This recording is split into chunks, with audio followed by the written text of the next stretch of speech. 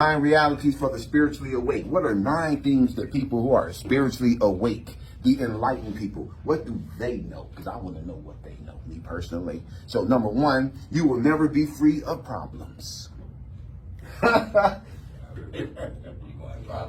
As long as you breathing. More problems than money. As long as you're breathing, you're going to have problems. Don't think that, I get me some money, I can get around some of these problems. Guess what? Your problems become bigger. More money, the bigger the problems. You ever heard of the IRS? Yeah. Ooh.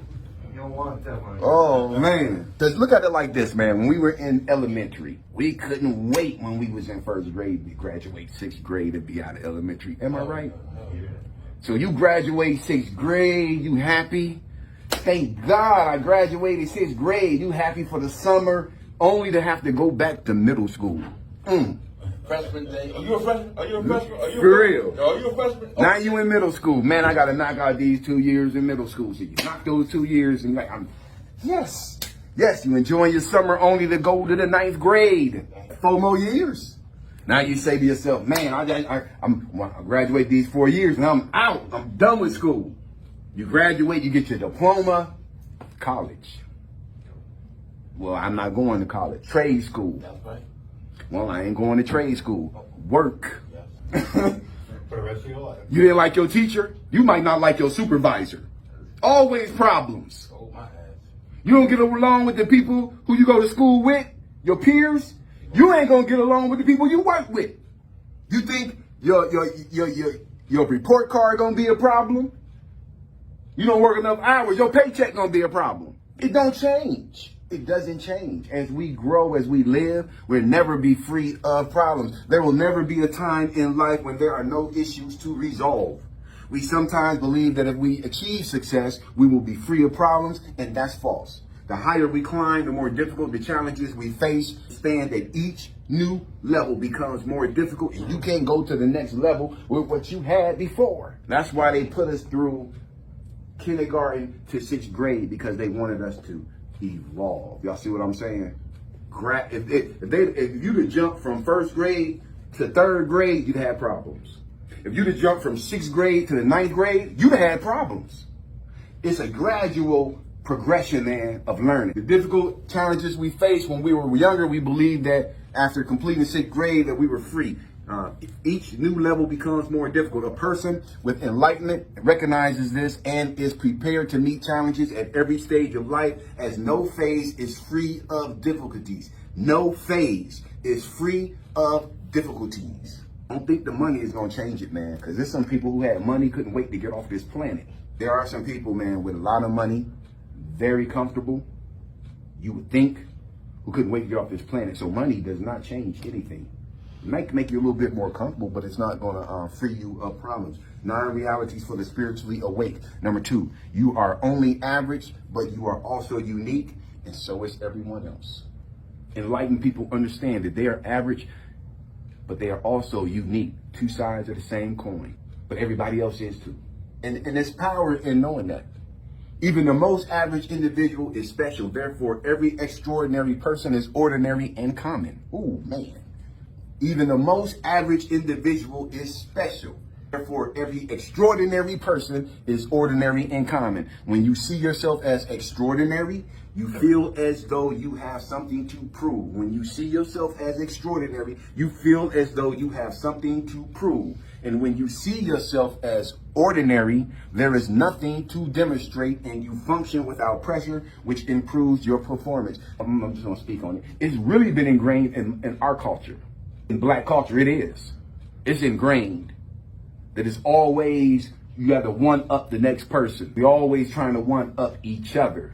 And that's a problem for our community, man. That's why we got verses, man. Everybody, if you look at country music, they got countless superstars. Country music have countless superstars. They're birthing new ones all the time. They're birthing new ones all of the time. There's enough for everybody. We want only one good R&B singer. Greatest, the GOAT. And why not have a plethora of them? Yeah, you stay your name, stay my name. We limiting ourselves. But the thing is, we are all average people. Well, Michael Jordan ain't average. Why is he not? Shoot, because he can dunk, he can play basketball, he can. We talking about a game here. Let's be real for a second. We're talking about a game. Brain curing cancer, and we put value on that game. Human beings put value on football. Human beings put value on basketball. We put value on golf, on tennis players. Who's the best? Who's the best? We put value on that. Do not be thinking that God is up in heaven. I can't wait to when Michael Jordan get here because we're going to see some good basketball. I can't wait. Do y'all think that's what God put importance on? No. Imagine that.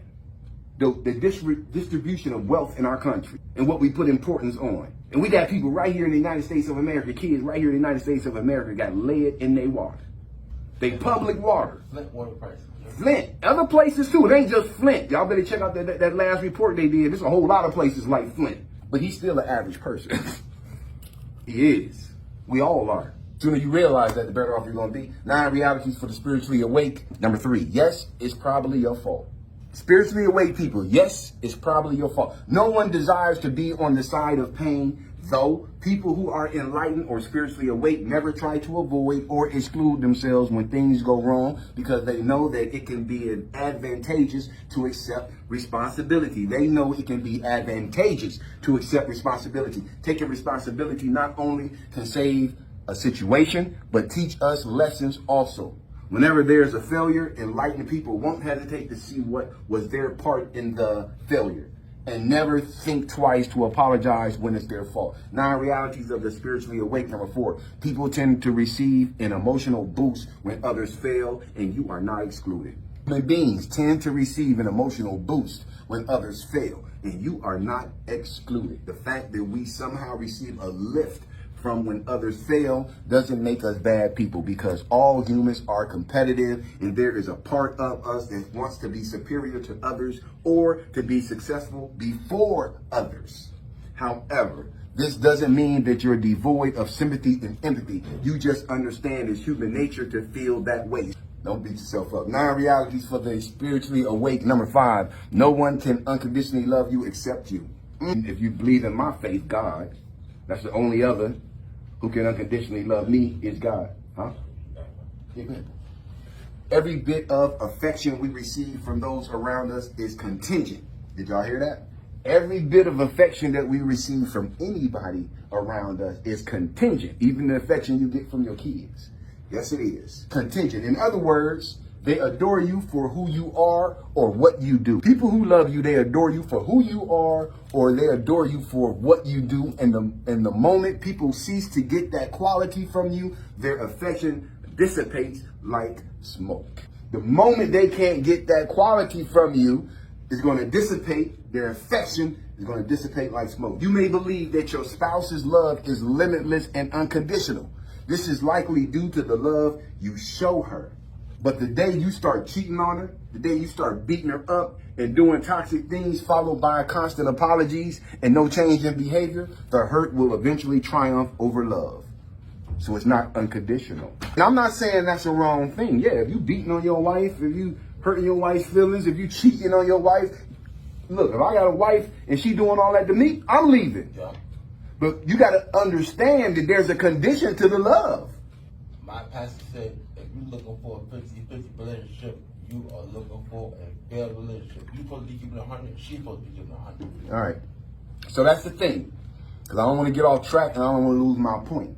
No one can unconditionally love you except yourself. You can't take a vacation from yourself. You can't take a break from yourself. You are with you. So you're the only person who's going to unconditionally love you no matter what. 9 realities for the spiritually awake. Number 6, you are the only obstacle in your path. If you are not the obstacle in your path, no one else can be. If you're not the obstacle, no one else can be. Because don't nobody control you but you. And no one brings you difficulties in your life like you. You are the only captain of your ship, so don't point fingers at others and take responsibility for your actions. We experience both highs and lows due to our choices and our inactions. So everything you experiencing, is you experiencing it because of the choices that you've made, or the things that you haven't done. 9 realities you can't compare your life to others. The Cain effect. So we are all voyagers, travelers, and we are all comfort seekers in search of a better tomorrow. However, we differ in terms of comprehension, originality, abilities, expressions, and etc. Do not compare your accomplishments to those of others, because someone else's beginning point can be someone else's finish. Appreciate your own journey, because we all operate at various periods and seasons. 9 realities for the spiritually awake. Number 8, respect the discomfort and pain within you. Life is not all flowers and butterflies, and even roses have thorns on their stems. Yeah, roses are saying, be careful how you handle me. Yeah, that's why they got those thorns there. Be careful how you handle me. That was good, bud. Yeah. Life is accompanied by both bitterness and difficulty. It is important to understand that even pain and suffering have their own lessons, and by owning up to your mistakes or our mistakes, we embrace our flaws and bravely challenge our way to success, because all of the good and bad things about us are what makes us the persons that we are now. 9 realities of the spiritually awake. Number 9, you are a restricted being. You and me are restricted beings. You know what? We can't just jump in the water and just sink to the bottom and then live down there. You are restricted. How much air you can take in and how long you can be in that water. And you might wish you could do that, but you can't do that. If somebody was to launch you out into space, you're going to freeze so quickly. We don't have a place on earth as cold as that out there. You are not built to be outside of space and just chilling out there, right? We so limited. You can't just keep every day at 5 o'clock, go out there by the beach and go get you a chair and sit there right by the edge of the water and just let the water lap up on your feet and your legs. You can't do that constantly, because eventually you're going to get athlete's foot. It's going to have an effect on your feet.